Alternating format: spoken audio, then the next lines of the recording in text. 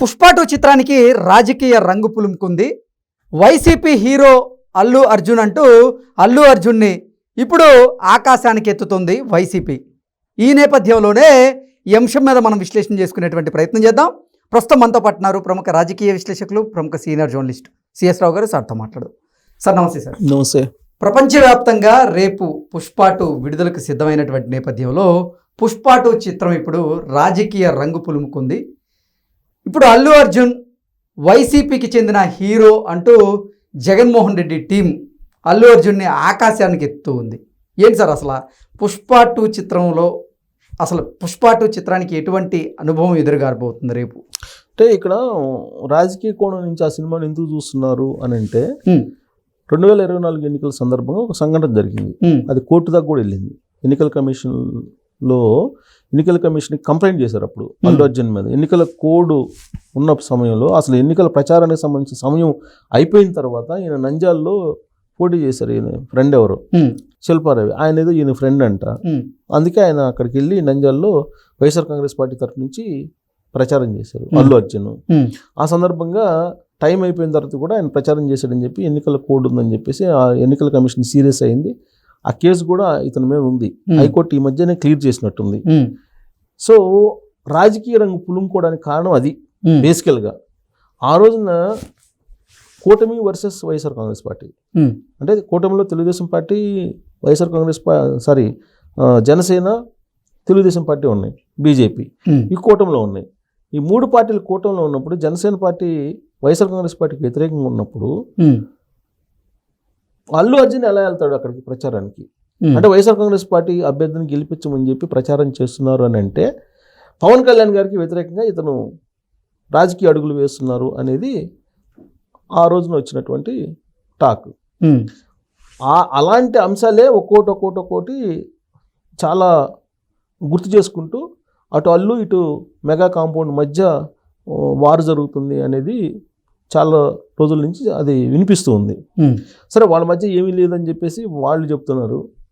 But at the same time ఏదో ఒక అంశం బయటికి రావటం, పుష్ప 2 సినిమా గురించి, పుష్ప 2లో అల్లు అర్జున్ క్యారెక్టర్ గురించి ఇండైరెక్ట్గా పవన్ కళ్యాణ్ ఏదో అన్నారని ఒక సందర్భంలో ఇవన్నీ వచ్చినాయి.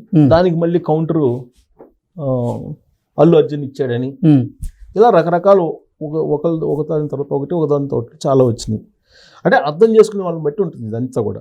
ఇప్పుడు మనం ఏదన్నా ఒకటి అన్నామంటే ఒకరికి ఒక రకంగా అర్థమవుతుంది, ఇంకొక రకంగా అర్థమవుతుంది.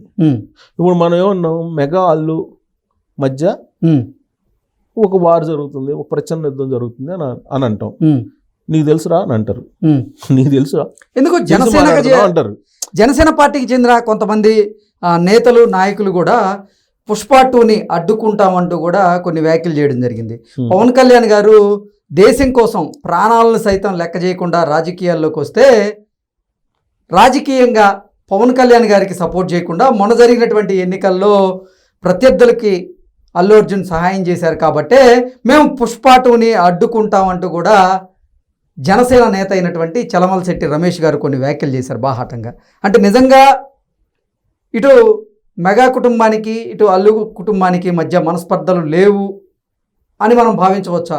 ఇటువంటి వ్యాఖ్యలు చూసి కూడా అంటే ఏం చెప్తారు? ఇప్పుడు ఒకటేంటంటే జనరల్గా వాళ్ళ మధ్యలో, బంధువుల మధ్య, రక్త సంబంధికుల మధ్య శాశ్వతమైనటువంటి విరోధం ఉండదండి. ఒకటి. ఇప్పుడు అల్లు అలాగే మెగా కాంపౌండ్ మధ్య నడుస్తున్నటువంటి ఏదైతే ఈ ప్రచారం ఉందో అది పూర్తి స్థాయిలో నిజం అని చెప్పి మనం అనుకోవడానికి లేదు. ఎందుకనంటే అల్లు అరవింద్ గారు పక్కా బిజినెస్ మ్యాన్, అలాగే మెగా హీరోలు పక్కా కెరీర్ ఓరియంటెడ్. ఇది జనరల్గా వాళ్ళ మీద ఉన్నటువంటి అభిప్రాయం టాలీవుడ్లో. ఇలాంటి సందర్భంలో విభేదాలు సృష్టించుకుంటారా అని అంటే సృష్టించుకోరు. వాస్తవంగా విభేదాలు సృష్టించుకోరు. మరి ఈ వివాదాలకు కారణం ఏంటి? దీనికి ఒక స్ట్రాటజీ కూడా ఉండవచ్చు.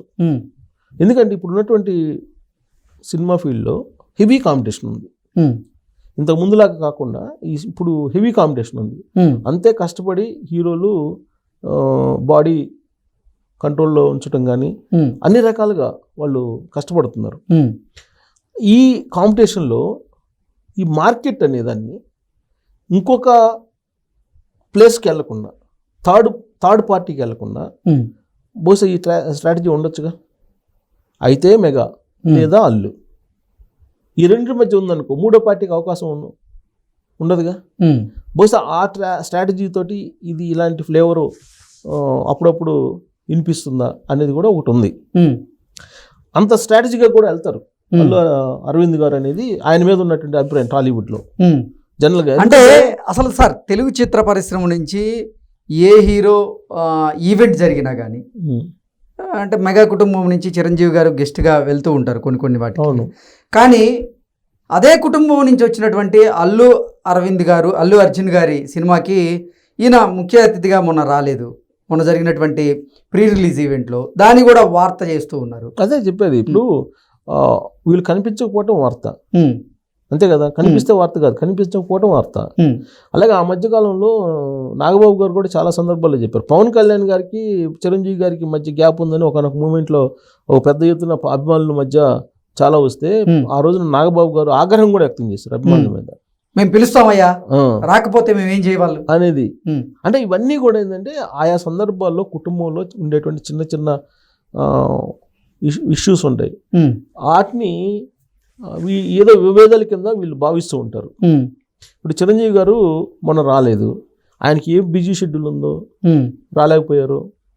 ఆయనంత మాత్రం చేత అల్లు అర్జున్ సినిమా అడ్డుకోండి అని చెప్పి అభిమానులు చెప్తారా?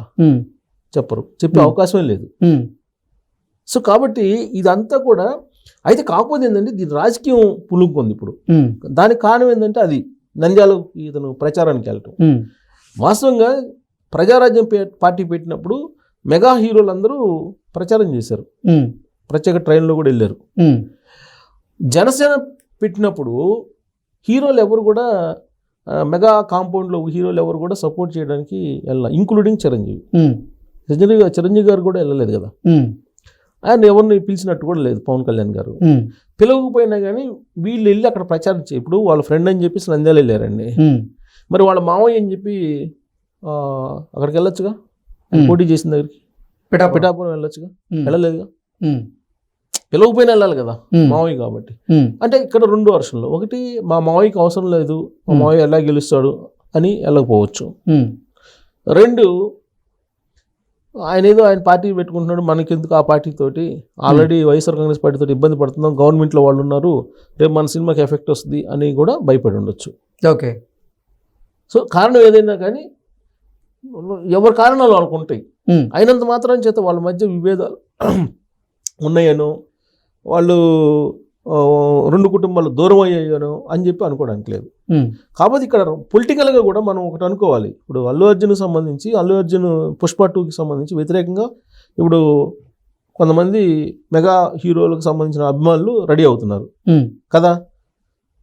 అదే సమయంలో వైఎస్ఆర్ కాంగ్రెస్ పార్టీ వాళ్ళు ఏం చేస్తున్నారు, ఫ్లెక్సీలు పెడుతున్నారు అనుకూలంగా, మద్దతుగా పుష్ప 2కి అల్లు అర్జున్కి మద్దతుగా నీకు ఫ్లెక్సీలు పెడుతున్నారు. అంటే పుష్ప 2 ఫ్లెక్సీల్లో జగన్మోహన్ రెడ్డి ఫోటోని కూడా పెడతారు, జగన్మోహన్ రెడ్డి గారి ఫోటో పెడుతున్నారు. మరి దాన్ని ఏమనుకోవాలి అంటే వైఎస్ఆర్ కాంగ్రెస్ పార్టీ ఓన్ చేసుకుంటుందా? వైఎస్ఆర్ కాంగ్రెస్ పార్టీకి ఒక హీరో ఉన్నాడు అని చెప్పుకునే ప్రయత్నం చేస్తుందా? సినిమా ఇండస్ట్రీలో వైఎస్ఆర్ కాంగ్రెస్ పార్టీకి మద్దతు ఇచ్చేటువంటి పాపులర్ హీరోలు ఎవరు లేరు. అందుకని చెప్పేసి అల్లు అర్జున్ ఓన్ చేసుకునే ప్రయత్నం చేస్తుందా? ఇప్పుడు జూనియర్ ఏంటి అని కూడా అప్పుడప్పుడు ప్రయత్నం చేస్తుంటుంది వైఎస్ఆర్ కాంగ్రెస్ పార్టీ. అదొక స్ట్రాటజీనా వాళ్ళది, వైఎస్ఆర్ కాంగ్రెస్ పార్టీది? లేదంటే ఇక్కడ మళ్ళా సామాజిక సమీకరణలను కూడా చూడాలి. ఇప్పుడు అల్లు అర్జున్ చేసుకుంది రెడ్డి సామాజిక వర్గం, ఆ కోణం నుంచి ఏమన్నా వీళ్ళు మళ్ళీ వైఎస్ఆర్ కాంగ్రెస్ పార్టీ వాళ్ళకి వైఎస్ఆర్ కాంగ్రెస్ పార్టీ మద్దతు ఇస్తుందా ఈయనకి? ఓకే. అందుకే ఈయన అసలు వైఎస్ఆర్ కాంగ్రెస్ పార్టీతో మింగిలో అంటే దగ్గరగా అవుతున్నాడా అనే కోణం నుంచి కూడా. ఇప్పుడు ఎలా ఉందంటే, ఇప్పుడు చర్చించుకోవడానికి లేదంటే ఊహలను పంచుకోవడానికి, గాసిప్స్ని స్ప్రెడ్ చేయడానికి సోషల్ మీడియా ఉందండి. ఇప్పుడు వీటిలో ఏది నిజం ఏది అబద్ధం అనేది కూడా మనకి స్పష్టంగా తెలియట్లా. స్పష్టంగా తెలియాలంటే మెగా హీరోలన్నా బయటకు వచ్చి మాట్లాడాలి, లేదా అల్లు అర్జున్ అన్నా మాట్లాడాలి. ఇప్పుడు వాళ్ళిద్దరి మధ్య సంబంధాలు బాగలేవు అనుకుందాం కొద్దిసేపు. బాగలేకపోతే 800 మినిమం పెంచుకోవచ్చు, 800 నుంచి 1200 పెంచుకోవచ్చు, ఎన్ని షోలు వేయచ్చు అని చెప్పి ఆంధ్రప్రదేశ్ ప్రభుత్వం పర్మిషన్ ఇస్తుందా? ఇవ్వదు కదా. ప్లస్ పుష్ప సినిమాకి సంబంధించినటువంటి కీలకమైనటువంటి వాళ్ళు ఈ సినిమాకి సంబంధించి పర్మిషన్లు ధరలు పెంచుకోవడానికి ఆంధ్రప్రదేశ్ ప్రభుత్వంతో మాట్లాడినప్పుడు పవన్ కళ్యాణ్ గారితో మాట్లాడకుండా ధరలు పెంచుకునే అవకాశం ఇస్తారా? లేదు. మరి సంబంధాలు ఉన్నట్ట లేనట్ట వాళ్ళ మధ్య? అంటే వాళ్ళ మధ్య సంబంధాలు ఉన్నాయి, వాళ్ళ మధ్య విభేదాలు లేవు. ఈ చిన్న చిన్న వాటిని ఫ్లేవర్ చేసుకోవడం, చర్చించుకోవడం సోషల్ మీడియాలో జరుగుతుంది తప్పితే అది వాళ్ళ మార్కెటింగ్ స్ట్రాటజీ కూడా కావచ్చు. ఇది అన్ని కోణాల నుంచి మనం తీసుకోవచ్చు. ఏ కోణం నుంచి? మరి జనసేన నేత ఇప్పుడు పుష్ప 2ని అడ్డుకుంటా అంటూ కొన్ని వ్యాఖ్యలు చేశారు. ఎవరు? అంటే జనసేన పవన్ కళ్యాణ్ చెప్తున్నాడా అడ్డుకోమని? లేదు. పార్టీ పరంగా ఏమైనా అఫీషియల్గా లెటర్ రిలీజ్ చేశారా? లేదు. మరి ఎలా? మరి ఎందుకంత ధైర్యం చేస్తున్నారంటారు జనసేన నేత చలమశెట్టి రమేష్ గారు? ఇప్పుడు అంటే ఒకవేళ ఆయన వ్యతిరేకంగా పనిచేస్తే పవన్ కళ్యాణ్ గారు ఇచ్చినటువంటి పర్మిషన్కి వ్యతిరేకంగా ఆయన పనిచేసినట్టే. ఇప్పుడు ఆయన స్పెషల్ షోలు వేసుకోవచ్చు అని పర్మిషన్ ఇచ్చారు, టికెట్ల ధరలు విపరీతంగా పెంచుకోమని చెప్పి పర్మిషన్ ఇచ్చారు.